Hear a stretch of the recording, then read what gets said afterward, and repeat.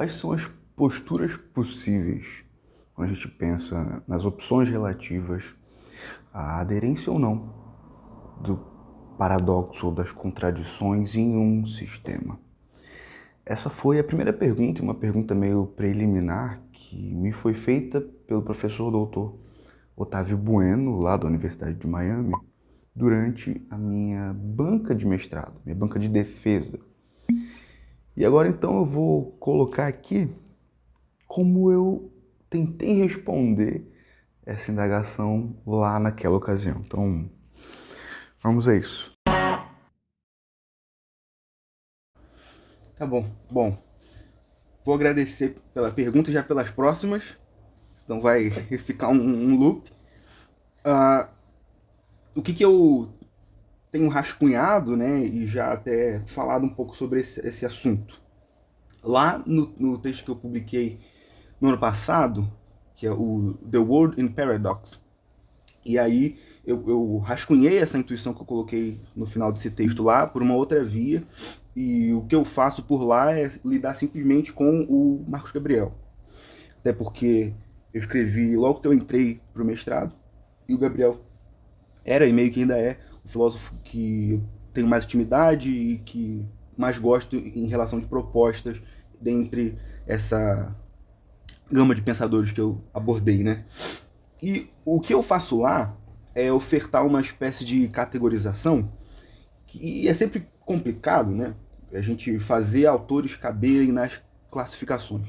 Então eu apresentei 3 opções que transpareciam como razoavelmente exaustivas, e aí em debates, em conversas, a gente, né, eu e quem quisesse conversar sobre ia pensando, bom, esse autor se encaixa aqui ou ali, não tenho certeza, mas com certeza não é nessa opção que eu estou tentando fornecer, era meio que essa ideia, né? Em alguma dessas esse autor se encaixa, mas não nisso aí que eu estava chamando de paradoxismo e tal. Lá as opções são, ou você abraça completamente o princípio de não contradição, e você teria uma espécie de filosofia mais clássica, né? Ou você abraça completamente o princípio de contradição, pensando num princípio oposto, né? Ou colocando na negativa, você rejeita plenamente o princípio de não contradição. E aí existem algumas leituras, por exemplo, do Deleuze, né? Como alguém que vai por aí, tem lá estava conversando com um amigo meu que pesquisa Deleuze recentemente, e ele fala do Dark Deleuze, é uma espécie de leitura que vai por esse caminho. Ou você tenta fazer uma trégua, né? Criar uma harmonia. E aí, a leitura que eu tentei veicular é que muitas vezes essa harmonia transparece como artificial demais. Na minha leitura, tanto o dialeteísmo, nas formas que eu conheço, que são esse proposto pelo Proust, né, que provavelmente é o mais conhecido, que tem mais influência, mas também o dialeteísmo proposto pelo Gregory Moyse, que é um hegeliano, né, um estudioso de idealismo alemão, que me inspira bastante, eu vejo muitas similaridades no que ele está colocando lá com o que eu quero fazer também, portanto, talvez na verdade eu seja mais hegeliano do que transpareça à primeira vista. Mas nessas duas formas de tentar lidar com o paradoxo, o que me parece é que você começa por um determinado ponto de partida e depois você precisa adicionar algo que vai contra esse ponto de partida inicial, o que transparece para mim como ad hoc e poderia convidar um problema de conexão e também um problema de contradição iniciático, colapsasse a coexistência desses dois princípios. No caso do Gabriel, passar para depois ir para o dialeteísmo, o que acontece é que ele começa pela consistência, digamos assim, eu me sinto bastante confortável de afirmar isso, porque ele começa por uma harmonização e uma estabilização dos vários campos de sentido a partir da não existência do mundo. Ele fala em algum momento, tudo existe porque o mundo não existe. Então, porque você não tem essa grande coisa que colapsaria tudo, existe uma estabilização entre campos, né? Então ele começa por aí e depois ele adiciona o desinstável.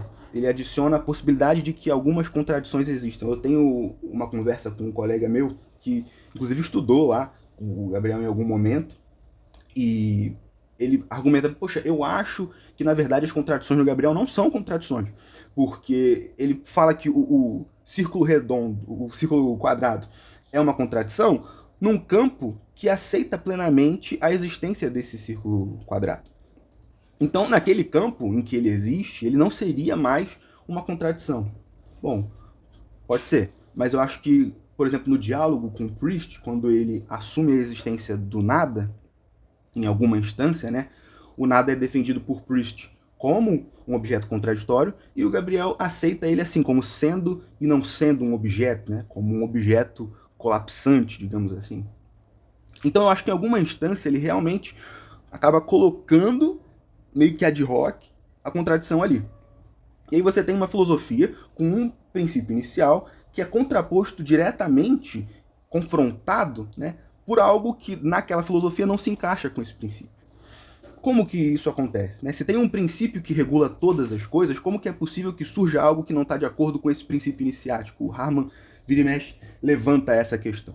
Eu acho que o mesmo pode acontecer por outro lado. Né? Pela via do dialeteísmo, alguém pode começar pela harmonia, como eu defenderia, que é sempre o caso, porque você começa lidando normalmente com lógica, e aí você percebe que é necessário aderir a uma paraconsistência. Então você começaria por uma pressuposição de harmonia, argumentando a partir de princípios lógicos compartilhados, e depois você precisaria acrescentar a contradição ou o paradoxo.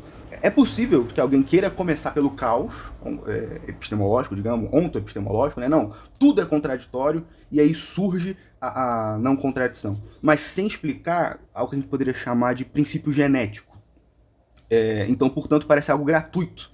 Eu tenho a impressão de que essa é a leitura, em alguma instância, do Adorno em relação ao Hegel, né? Que a síntese seria algo gratuito e por isso, então, a gente acabaria, na verdade, estando numa dialética negativa, sempre presos à negatividade e tudo mais.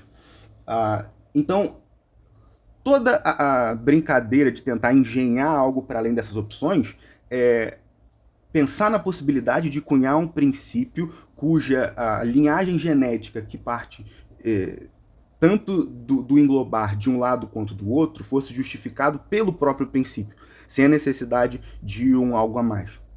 Por isso que o ponto-chave, na minha leitura disso que eu estou tentando propor, é a autorreferência, né?